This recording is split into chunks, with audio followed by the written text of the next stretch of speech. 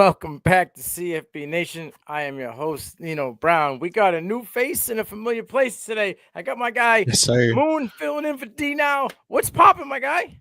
Hey, D, now I miss you, bro. For sure. And what's popping? I'm ready to get it. I think this is my first Devy Darlings episode. So just like Dunbar has big shoes to fill, I got big shoes to fill tonight, man. You're popping your Devy Darlings cherry. We're getting in the groove. We're doing some player Yeah. analysis. Break it down. A guy, like you said, who has some big shoes to fill. But I think, I think they're going to be all right with the combination of Dunbar and Gaines. So let's get into Dunbar real quick, aka Breezy, right? 6 foot, 211 pounds. And right off the rip, I'm going to pause because my man came in at 190 just a year Mm. ago, hmm right? You playing on Now that he's at, muscle, man. That's exactly what we wanted to see. that's Can what I'm you saying. you Boom. got the frame for it? You 6 foot. You got the frame for it. You might as well put the weight on. Committed to He the did that. cause, right? Right. hmm And it seems as though adding the weight hasn't really affected what I liked in his traits in his game. So we're just going to keep it going. Anna High School out of Anna, Texas.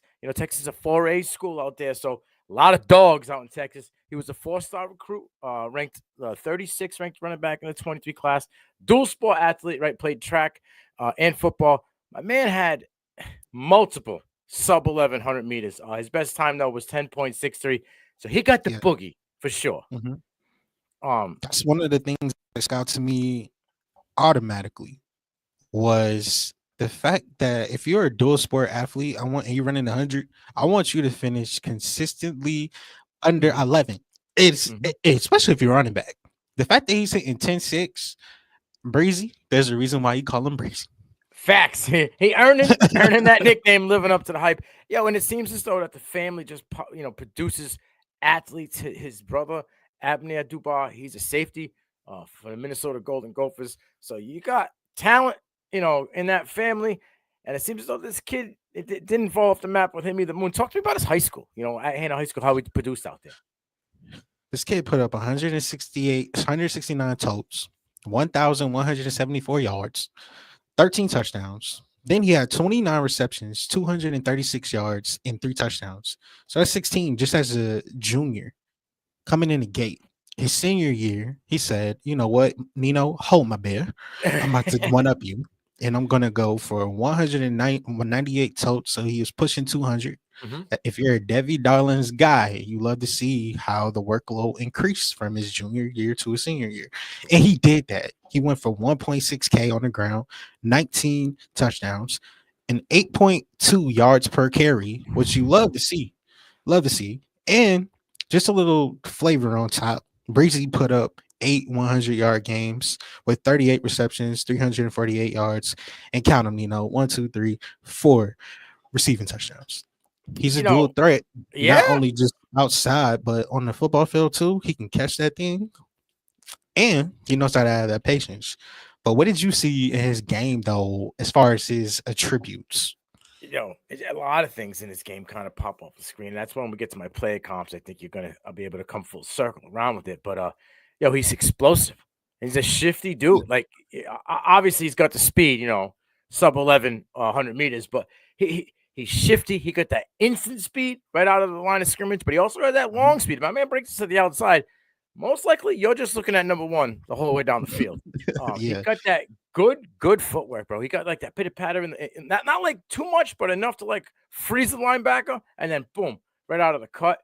He It looks like bobs and he's kind of weaves. freezing himself sometimes, like on his high school tape, because his offensive lineman was like not the best. Like there's plenty of situations. I remember watching his high school too. Man, the quarterback just pitched it out to him.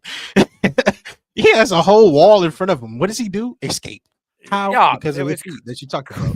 crazy, absolutely crazy high school film because like you would think like a lot of the highlights you saw were outside, but when you start breaking it down, start looking at bro, he's inside outside running doesn't necessarily mean to run on the outside. He can cut, in between the tackles. Dude's pretty compact. He got good Yes. contact balance. What I like about it is like, he can bob and weave in open field like a prize fight. Like, boop, boop, boop, boop, got you. Now I'm gone, bro. Right through the traffic. Yeah. Come untouched. He's also he got good hands. We stated that both years he had a few receptions. This guy can break it out on the outside, line up in the slot. You can do whatever you really need him to do. Get a wheel route, my man got you. You know what I'm saying? Um, open field killer, natural born playmaker. The only knock I have so far that I've really seen on this game, small sample size, because last year obviously Jeanty was the guy, didn't really need Mhm. much. And even 2 years ago, Jeanty was really due, but not as heavy. You know what I mean? Wasn't to that degree. Um, Right. he's slightly upright runner. That's the only. Listen, I got something for you, Nino. You want me to get to that now, or we gonna do it later? We'll get to it at the end. We'll get to that at the end. Okay, He does have good cool. pad level though when it comes to contact. You know what I mean? Like he just Right. runs slightly upright. Hey, everybody's gonna say, "Well, Derrick Henry ran upright." Yeah, I understand. I'm just saying, in He's this day and 6 foot. game, yeah, I know. But in this day and age, the upright runner tends to kind of get tackled a little bit more. Just out there, it's like a big neon box for everybody to see. I'm just saying. But yes, there are very successful running backs that run upright. Like I said, he has good pad level when it comes to the point of contact. So when we talked about his offers before we get into his time at Boise State. His offers included Incarnate Word, Illinois State. We also had Texas State, Louisiana Tech, Utah, but in Colorado. But Boise State was the one that he ultimately chose to commit. He enrolled on August the 9th, 2023. So he's been on campus for a while. Yeah, As far he had many more offers than that, but I I he's a 4-star prospect. Like, he's a 4-star. I don't care if ESPN try to call him a 3-star. No, no. Watch yeah. this kid's tape and see the measurables and see his track stuff too. It's no way. So when we talk about the numbers and like the star ratings and calibers and stuff, sometimes I get people's point when they say sometimes it just doesn't make sense. Can a kid ball or not? And he's a baller, shot caller. And you talk Yes. about offers, they was calling. Hey, come. But ultimately, like the part that I wanted to tell you about is the support system when you get to Boise State. Because everybody needs a great support system whenever you're making this collegiate decision. And he played in 12 games as a freshman. Like he got 335 yards on 62 totes, 62 carries as a freshman. Hey, if you're good, we're gonna put you on the field. Mm-hmm. Like he only had like spurts and everything, but he did get his first touchdown versus Utah State later in the year. Later in the year in his freshman year. But the thing that I want to mention to you before we move forward is Mr. James Montgomery. James Montgomery is a dog, and the reason why people of Boise State should be very hopeful for Breezy and his future as a Bronco. Not just because Ashton Jeanty is not there anymore. He has big shoes to fill, but if anybody can do it, it's Breezy led by Coach James Montgomery. I'm gonna give Coach his love. Why? Because since joining the staff, it's January 31st, 2023. So he's almost on his 2-year anniversary. So I Mm-hmm. mean, well, you just hit his 2-year anniversary at the school. He had Ashton Jeanty in the Heisman race. First Facts. unanimous All-American Maxwell Award winner, Doak Walker Award recipient. 2.6K and getting Barry Sanders comps. But the thing that's like more refreshing for me is that before it was Mm-hmm. Ashton Jeanty, it was his time at Fresno State, and he took the Bulldogs. They won the Mountain West. They won the Jimmy Kimmel LA Bowl, and Jordan Mims rushed for 1.3K yards and 18 touchdowns. Facts. Everywhere Coach Montgomery goes, somehow, some way, they always find a way to not only win, but they find a way to run the gosh darn football. And that's the reason why I have hope for Breezy, because you see the playing time coming in a freshman. You're like, okay, he got that. You want to have a sample size his freshman year. He got that. The Mm-hmm. sophomore year, we'll get to that in a second, but that's the things that give me life. I know that the coaching staff is like working deeper than just Coach Danielson, but they're working with him, like trying to make it gel. Yeah, everybody knows that Boise is going to try to run the gosh darn football. Right. That's their identity. So if you're looking at Breezy's situation, you're like, man, like, does he have to compete with people? Of course, we're going to talk about the guy he has to compete with a little later, but bro, this feels like if I was if I was in a scary movie and if there was like the killer, like the perfect location for him to go crazy, it's like a cornfield. That's Mm-hmm. like the equivalent. That's like me putting me in a place where I can just go crazy. Like that's the equivalent of me putting me in a college football stadium. Just my happy place. That is Boise State is Breezy's happy place. The fan base loves him already. Hmm. They already received him and embraced him. The local media loves him, embrace him, and then you Hmm. have a coaching staff that loves him and embraces him. I know people probably gonna start calling, especially after Oh after yeah. they see what's going on, But bro, like the kid is electric, explosive, and my only point to what you said, Coach Montgomery can work with him when it comes to the high running style. He is 6 foot. He does keep the ball hold tight. We don't see a lot of fumbles. Nope. And the thing about him is, if you're going to be a high runner, at least have the aggression that comes with it, Right. like stiff arms, breaking tackles, pushing forward in the pile. Like, I need those type of things, especially with ball security. And those are things that I saw, like the good contact balance. Those are things I saw that okay, he can be molded into a very fine player with Coach Montgomery working with him.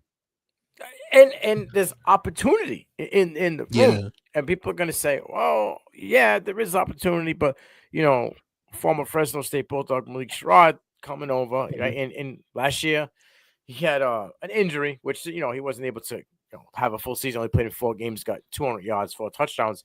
But previously, the year before in 23, in 12 games, he had almost 1,000 yards, 966 yards, 9 touchdowns, averaged over 5.5 yards per carry. So he's another back that's a little small Putting though, the production though. right? But he puts the It, numbers up. He's shifty. He can work the outside as well.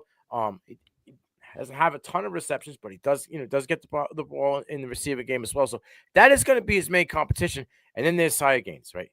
Who I think is going yeah, to be of more of course. the third down kind of banger guy, short yardage, red zone dude. Um, Mhm. but this guy always also averaged 7 yards of rip, last year. So it's kind of like there's a lot of guys that can eat. It's just which one is going to be the flavor of the spring, I would guess, right? Who's the guy that takes off in the spring and kind of wins that RB1 role? You know the thing about spring that makes it so beautiful? The springtime breeze. That's what makes it beautiful. So I you love already it. got the answer to that question. He I love guys, it. that competition is only going to make him greater, Mhm. and Iron I sharpens iron, right? yeah, and then also mental reps sharpen your IQ, and that's one of the things that people don't really mention is the fact that he was behind the best running back in the nation and got a lot of mental reps. And Milrow talked about that at the Senior Bowl, like Hmm. working with the coaching staff. So he's seen a lot. His springtime is upon us. He Hmm. will have competition, so it's not going to be easy. The coaching staff probably going to put that bar even higher heading into this Right. year for him, because I know that they got their goals. But you want to see kids answer the challenge. The fact that he came in, answered the challenge immediately with his weight and got his weight up, and still kept his fluidity is exactly what you would want to see. And like that's what leads me to my question. I know it's kind of off strip, but like, what was one of the key things that you felt like he needed to work on from sophomore offseason into junior spring camp? More that pass pro, right? Like I'm not saying he's Yeah, bad at it, but I want to see him be able to, get in there and just stuff a linebacker coming down the hole.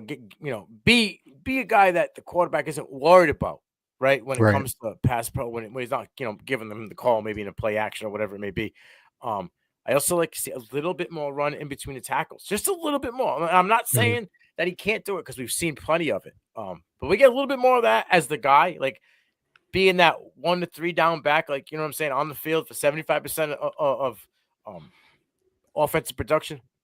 That's what I want to see. I Mhm. want to see him slowly edge into being that leader, right? Being a vocal guy. And all these things I'm talking about, when I was watching film and searching, Ashton Jeanty kept talking about that they weren't in a bad spot with this guy backing him up. He kept talking about this guy's learning. This guy's like a sponge, soaking everything up, Right. watching him, watching what coaches is doing with him, and just continuously getting better at every practice, stacking back to back to back good practices. He just re-upped on the NIL deal. Mhm. Got second year running where he's going to have his own player card. I mean, like you said, the community has embraced him.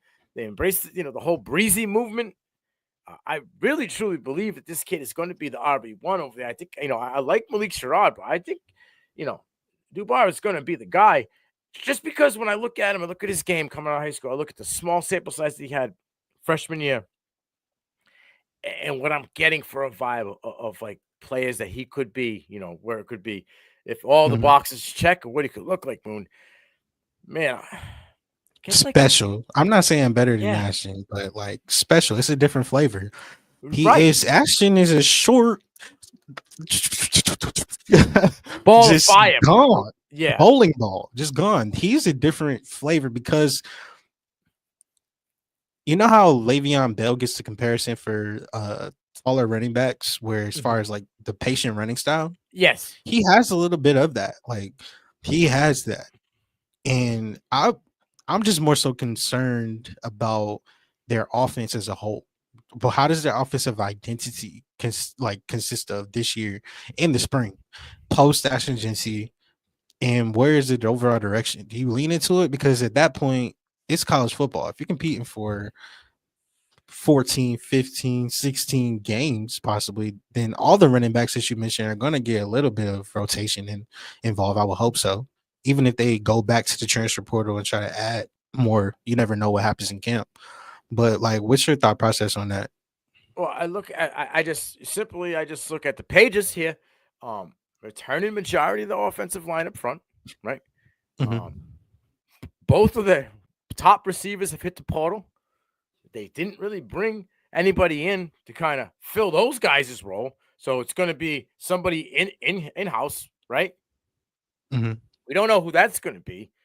So my mind kind of just logically thinks, well, we're going to lean on what works, and what has worked for us is the run game. Like you had mentioned, that's been their identity. With a lot of Right. questions on the offensive outside of the run game, I would think that, they're going to come out the gate 65-35 running the ball out of I spring. was gonna say I was gonna say 55-45 just because the guy at quarterback, man. Well, He makes it difficult because he did take some strides at the end of the season. okay, but now you're looking at Austin Bolt, Lateral Staples, and Cage, and Chase Penny. Like, I'm not Penny. I'm not saying they're not good talent, but I'm talking Yeah. about these guys are seniors that really haven't got on the field. So, You're just gonna have to lean into it heavy this year. I just hope they don't sabotage. well, no, well, Maddox Matson also wasn't nails all season. There were games where he Yeah, was not good. They needed Ashton Jeanty to be the workhorse, right? So yes, he did take some strides, and they're probably going to let him throw the ball a little bit more because he's going to be a year older. They're going to need that draft film for him. Obviously, they're going to want that for him. for Um, sure. but they're also going to want to win games. They don't want to be college football playoff and then done, right? They're going to want to be at least in it, in a chance to be, in the playoff again next season. So again, what works was that run game. There's a reason why you bought Malik Sherrod in as well, because you want to Yeah. have that 1-2 combo. But at the same time, we banking on 2023 Malik Sherrod, Right. not 2024 Malik Sherrod. Agreed. 100%. And what I Yeah. see from my guy, Dubar, is a little old school guy and maybe a new recency guy. I'm gonna go with the old school kind of player comp first. He gives me a guy out of Toledo who ended up getting drafted, in the third round in 2017. Was super duper productive of Toledo, almost 5,000 yards, average of 6.3 yards per carry. He also was a receiving threat. He had 70 receptions. Talk about Kareem Hunt. He gives me Hmm. Kareem Hunt vibes coming out of college. And the way Kareem Hunt was used in the NFL, I could see this guy playing that role at the next level. You know what I mean? Wow. Like, Hmm. Kareem's a little, maybe an inch or two bigger than him, but weight wise, they're right around the same weight. Shifty. Kareem Hunt was an upright runner in college, right? But Yeah, at the for sure. NFL, he kind of learned how to get small when necessary and correct that pad level when it was coming to contact. Um, this other guy more recency, he might be a little bit more non-upright, but the style of play, Bucky Irvin, right? I Hmm. I could see this gentleman, you know, Dubar playing that Bucky Irvin style role for Boise, right? Where he can. Oh, I don't know if he can run between the tackles. And then you look at it and you start watching him, and he's very successful running between tackles, but he's super successful running on the outside edge. that people Yeah. may think that he's not able to run between the tackles. That pitter patter. That's the thing for me. The pitter patter of Bucky. I see Mhm. that a lot in Dubar's game when it comes to traffic. Like you said, Jeanty just keeps banging, right? Three guys in front of him, he just muscles his way through. Three guys in front of Bucky Irvin or Jambres Dubar, and he kind of does a two-step, and now he's able to Yeah, break out for of it. sure. And all it takes is that little bit, that Yep. little sliver, Just a that little little sliver. separation. Let my man get his foot in the door, right? And then it's on, like Donkey Kong. So a style of play between the both of them. If it's a combination of both, if it just happens to be Kareem Hunt be the floor and Bucky Irvin Mhm. be the ceiling, I'll take it. But what I see between both of those two guys' game and what I'm seeing in this year and a half, 2 years with bringing high school, the film, man, he screams like if they let him be the RB1, he could have success like those two guys. I love those comparisons. I struggle at comparisons because it's like I get caught up sometimes in looking at the apex too much when trying to make the comparison. But at his top end speed, he gives me Darren McFadden vibes, bro. Okay. And I know that's probably people like, hold on, Moon, Darren McFadden and Arkansas Razorbacks. Darren McFadden, yes, I know, but it's just the way his feet and his contact balance for Dubar Yeah. is just like it reminds me of that same way. He probably has the patience of a Le'Veon from the fact that like he'll set up his blockers, Yes. he'll get past the line of scrimmage, he'll see stuff, and the crazy thing is, it's not like his head is on a swivel like Le'Veon is. More so that his patience with his feet and then using the explosion and cutting out. Like that's what makes me think the way he bends the corner, Right. that gives me a little bit of McFadden vibes. Just because I know that you give him the wrong angle and he's hitting his head on the goalpost. Oh For yeah, sure. he's gone. For sure. You're staring at the back of his name. Yeah. The running between the tackles part, you need to see a lot more, of course, but he has a perfect situation to do that. And it's not like people are going to just magically fall out of love with the run game. Right, They're gonna exactly. lean into it. They're gonna lead into it, especially the fan base. They already love him. I wouldn't be surprised if you talk about them being in a running back. I don't want them to be in a running back by committee, but everybody's gonna try to get that reps and stuff. But I wouldn't be surprised if the fan base is Calling. begging for Yeah. them to Breezy. start Breezy just because of everything associated with it. Probably has one of the coolest nicknames in college football already. Comes with a Already vibe, bro. Comes comes with with a the vibe. vibe. Yeah. You're in a top. You're playing on the blue turf, so Hmm. that's amazing. You look at just around the country. There obviously is other places where you could shine, but not in a system like this. And I think one of the most underrated elements is the way Coach Danielson just preaches faith and how his message is, and Believe, man. that could be a ultimate seller and win. So I love his outlook. From Devy Darlings guy, he's a guy that makes your heart flutter for sure when you're looking Late at him. round But flyers, bro. Right? Like, yeah, for sure. I would put one on him just because he winds up the number one running back at Boise. thank you. Thank you. You fell in my lap. Yeah. That You keeps on giving. mentioned in the traffic and the footwork, right? Well, what I thought Mm, was kind of unique about him, and I kind of went rewound it multiple times when I was looking at him when he went into packs, right, two, three guys at a time.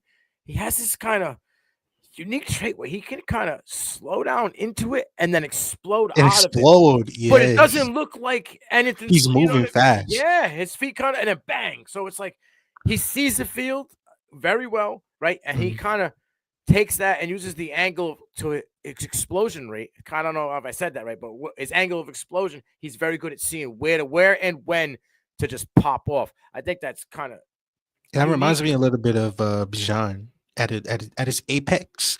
Nobody's going to be Bijan, but No, you want to see great footwork in traffic yes, where there's just so many bodies around him. What are you gonna do?